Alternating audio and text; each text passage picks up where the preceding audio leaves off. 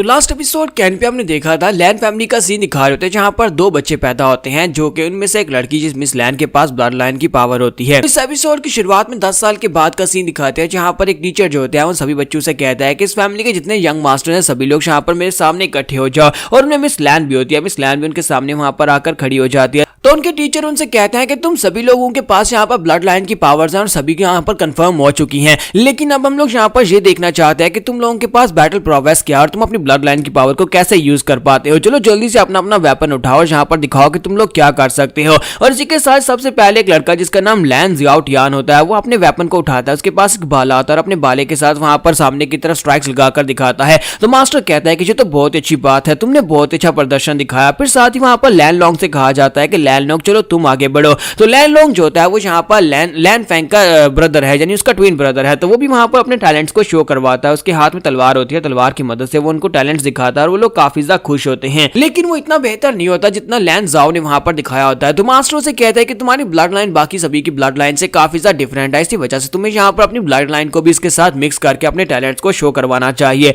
फिर साथ ही वहां पर लैन फैंग की बारी आती है। तो उसे कहता है कि अब तुम्हारी बारी है। तो लैन फैंग उसे कहती है कि अच्छा ठीक है, मैं यहाँ पर कोशिश करती हूँ, लेकिन आपको पता है ना कि मुझे यहाँ पर बिल्कुल भी कुछ नहीं आता। और इसी के साथ ही वो आगे बढ़ती है और आगे बढ़कर अपनी ब्लड लाइन की पावर को यूज करने की कोशिश करती है, लेकिन वहां पर कुछ भी नहीं होता। तो मास्टर से कहते हैं कि ये तुम क्या कर रही हो। तो वो कहते हैं कि मास्टर मैंने यहाँ पर लास्ट टाइम इसको ट्राई किया था और ये काम की थी, लेकिन फिलहाल के लिए ये काम नहीं कर रही। मैं यहाँ पर इल्यूजन्स बना सकती हूँ, मैं अपनी ब्लड लाइन के साथ इल्यूजन्स क्रिएट करती हूँ। तो उसके मास्टर से कहते हैं कि लैन फैंग लोग यहाँ पर तुम्हारा टेस्ट ले रहे हैं, यहाँ पर कोई बच्चों का खेल नहीं हो रहा, प्लीज यहाँ पर इसको सीरियसली लो। पहले यहाँ पर एक लड़की को नहीं होना चाहिए और ऊपर से तुम यहाँ पर इस तरह की हरकतें करती हो। तो लैन फैंग उसे कहती है कि मास्टर ये बहुत ज्यादा मुश्किल है, आपको अच्छी तरह से पता है कि मैं यहाँ पर बिल्कुल भी नहीं कर सकती, मुझे यहाँ पर तलवार और चाकू बिल्कुल भी नहीं चाहिए। आपको भी ये पता है कि मैं एक लड़की और मैं लड़की और मैं यहाँ पर तलवार चाकू के साथ लड़कों से ज्यादा बेहतर नहीं कर सकती, इसी वजह से मैं यहाँ पर अपनी ब्लड लाइन की पावर ये मुझे चाहिए भी नहीं है। और इसी के साथ ही मास्टर से कहते हैं कि फिर से यहाँ पर वही ड्रामा करना बंद करो। जबकि इसी के साथ ही लैन फैंग उसे कहती है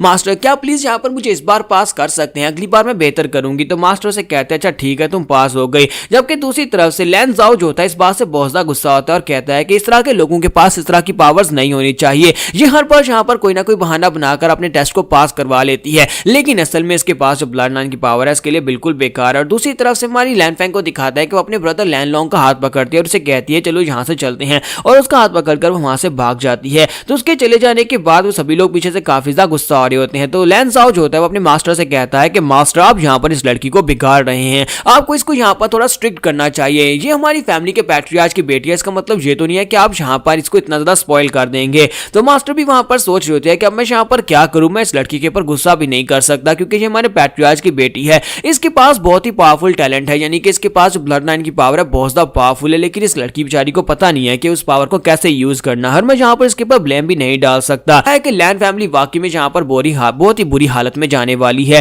तो नेक्स्ट सीन जो होता है बाहर का दिखाते हैं जहाँ पर लैन फैंग जो होती है अपने ब्रदर को लेकर आकर एक लेक के किनारे बैठ जाती है और उसे कहती है ब्रदर क्या तुम्हें वाकई में मार्शल आर्ट्स पसंद है। तो उसका ब्रदर उसे कहता है कि हाँ मुझे तो मार्शल आर्ट्स पसंद है। तो वो उसे कहती है कि ब्रदर हम लोग एक ऐसी मार्शल आर्ट्स की फैमिली में पैदा हुए हैं जहाँ पर सभी लोगों को मार्शल आर्ट्स सीखनी ही पड़ती है, मुझे मार्शल आर्ट्स बिल्कुल ही पसंद नहीं है, मैं मार्शल आर्ट्स क्यों सीखूं जब मुझे ये पसंद ही नहीं है। हम लोग दूसरे बच्चों की तरह यहाँ पर खेल कूद क्यों नहीं सकते, हम लोग दूसरे बच्चों की तरह दूसरे काम क्यों नहीं सीख सकते, हम लोग यहाँ पर मार्शल आर्टिस्ट से क्यों बनना चाहते हैं। तो उसी के साथ ही लॉन्गलिन आगे बढ़ता है, उसके सर पे हाथ रखता है और उसे कहता है कि लैन फैंग मुझे लगता है कि तुम्हें यहाँ पर जो चूज करना है वो तुम चूज करो, अगर तुम यहाँ पर मार्शल आर्ट्स नहीं पढ़ना चाहती तो मार्शल आर्ट्स ना पढ़ो, तुम यहाँ पर जो करना चाहती हो वो करो, जब तक तुम्हारा ब्रदर यहाँ पर जिंदा है और तुम्हारे सामने खड़ा है तब तक यहाँ पर तुम्हें कुछ भी टेंशन लेने की जरूरत नहीं है, मैं तुम्हारी जगह के पर मार्शल आर्ट सीखूंगा, और वैसे भी हम दोनों के पास तो एक ही ब्लड लाइन की पावर है ना। ये बात सुनने के बाद वो बहुत ज्यादा खुश हो जाती है और कहती है ब्रदर क्या वाकई में ऐसी बात है। तो वो उसे कहता है हाँ ऐसी ही बात है, मैं तुमसे वादा करता हूँ कि तुम्हें मार्शल आर्ट्स की ट्रेनिंग करने की जरूरत नहीं है, मैं यहाँ पर तुम्हारी जगह के ऊपर ट्रेनिंग करूंगा।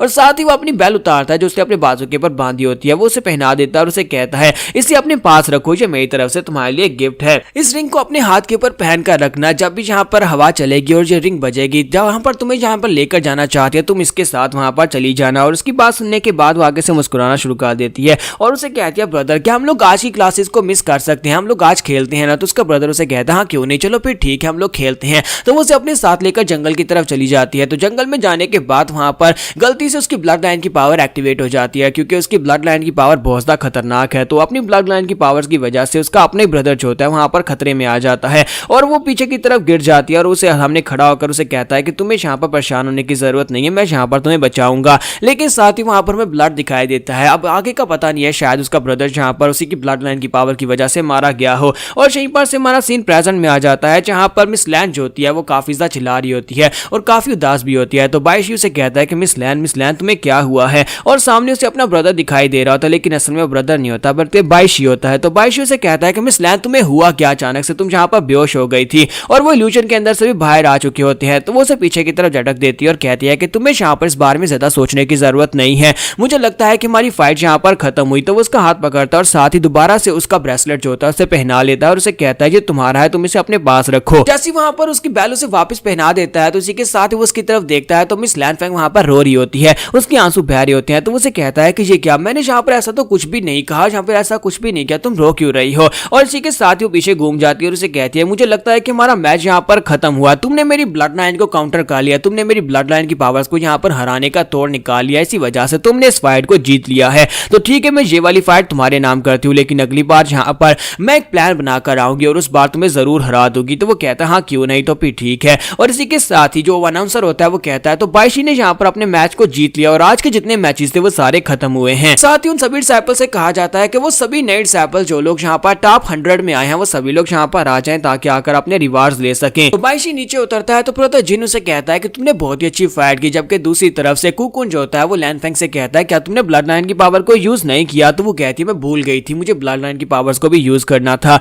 और इसी के साथ अनाउंसर उनसे कहता है कि कल की फाइट जो है वो सीनियर डिसाइपल्स के खिलाफ होने वाली है, आज की फाइट यहीं पर खत्म होने वाली है और कल की फाइट सेम टाइम के पर स्टार्ट होगी। अगर कोई जूनियर जहां पर आकर सीनियर्स को चैलेंज करना चाहता है तो वो कल आ जाना। और इसी के साथ ही वहां पर फाइट एंड होती है तो सभी डिसाइपल्स जो होते हैं एक दूसरे के साथ वहां पर मिल रहे होते हैं और खुश हो रहे होते हैं। तो बाइशी जो होता है वो शिमू के पास जाता है और उसे कहता है कि तुम और जाओलिंग यहाँ पर फाइट क्यों किया, यार तुम दोनों में क्या हुआ था, मैंने देखा कि तुम दोनों की फाइट बहुत ज्यादा फियर्स थी। तो वो कहता है कि इस बात को छोड़ो, ये एक लंबी स्टोरी है। फिर साथ ही वो से कहता है कि अच्छा ठीक है, चलो ठीक है, अब तुमने उसको अच्छा सबक सिखाया। तो हमारा शिमू से कहता है कि मुझे बताओ कि मिस लैनफिंग के साथ हमारी फाइट कैसी रही, क्या तुम्हें यहाँ पर मजा आया। तो वो कहता है हाँ मुझे बहुत ज्यादा मजा आया, क्या तुमने हमारी फाइट को देखा, वो बहुत ज्यादा स्ट्रॉन्ग है। तुम्हारा शिमू से कहता है कि हाँ वो वाकई में बहुत ज्यादा स्ट्रॉन्ग है, लगता है कि ये दोनों यहाँ पर अब आगे बढ़ रहे हैं। और इसी के साथ ही बाइशी से कहता है कि अगली बार जब हमारी फाइट होगी तो मैं उसे जरूर हरा दूंगा। यहीं पर बाकी के सभी सीनियर्स को दिखाता है कि वो सभी सीनियर्स का ध्यान जो होता है वो शिमू के ऊपर होता है। वो सभी लोग वहां पर सोच रहे होते हैं कि इसे कैसे रिक्रूट किया जाए। स्पेशली ब्रदर हाउ मा वो कहता है कि हमें इस लड़के के बारे में पहले पता ही नहीं था, ये तो यहाँ पर तलिस्मन्स बना सकता है।